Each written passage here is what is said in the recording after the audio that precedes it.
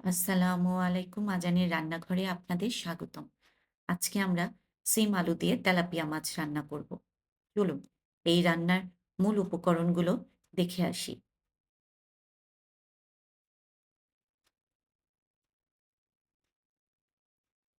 উপকরণগুলো দেখা হয়ে গেলে চলে যাব মূল রান্নায়। আমি মাছগুলোকে আগে থেকেই ভালো করে ধুয়ে নিয়েছিলাম। এখন দিয়ে দিচ্ছি হলুদ, মরিচ, লবণ। হলুদ, মরিচ, লবণ দিয়ে মাছগুলোকে ভালো করে মেখে নেব ভাজবার জন্য। কড়াইতে দিয়ে দিচ্ছি তেল। তেলটা যখন গরম হয়ে আসবে, তখন হলুদ মরিচ মাখা মাছগুলো একটা, একটা করে ছেড়ে দেব। মাছগুলোকে এপিঠ ওপিঠ ভালো করে ভেজে নেব। মাছগুলো ভেজে তুলে নিয়ে মাছ ভাজার যে অবশিষ্ট তেলটা থাকবে, সেটা দিয়েই আজকে আমরা পুরো রান্নাটা করব। আরেকটা কড়াইতে দিয়ে দিচ্ছি ভেজে রাখা মাছের তেলগুলো। তার সাথে দিয়ে দিচ্ছি কাটা পেঁয়াজ। পেঁয়াজগুলো দিয়ে কিছুক্ষণ নেড়েচেড়ে নেব, পেঁয়াজগুলো নরম হয়ে আসা পর্যন্ত। নরম হয়ে গেলে দিয়ে দিচ্ছি আদা, রসুন ও পেঁয়াজ বাটা। তার সাথে দিয়ে দিব পরিমাণ মতো লবণ। এখন সবগুলোকে ভালো করে একটু ভেজে নেব। দিয়ে দিলাম হলুদ, মরিচ, ধনিয়া গুঁড়ো।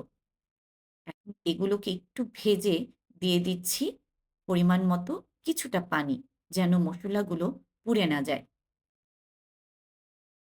পানি দিয়ে মসলাগুলোকে ভালোভাবে কষিয়ে নেব, যেন মসলার গায়ে থেকে কাঁচা গন্ধটা একেবারে চলে যায়।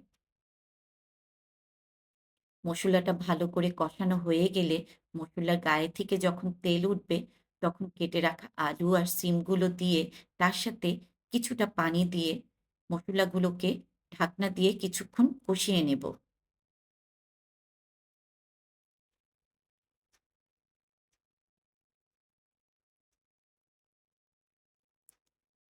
কিছুক্ষণ পরে আলু আর সিমগুলো যখন কষানো হয়ে যাবে, তখন ভেজে রাখা মাছের টুকরোগুলো দিয়ে দেব।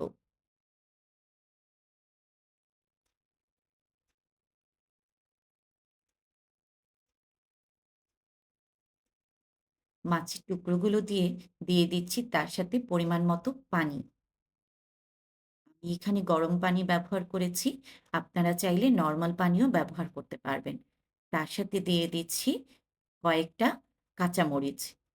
কাঁচামরিচ দিয়ে এখন ঢাকনা দিয়ে ঢেকে দেব ঝোলটা টেনে আসা পর্যন্ত।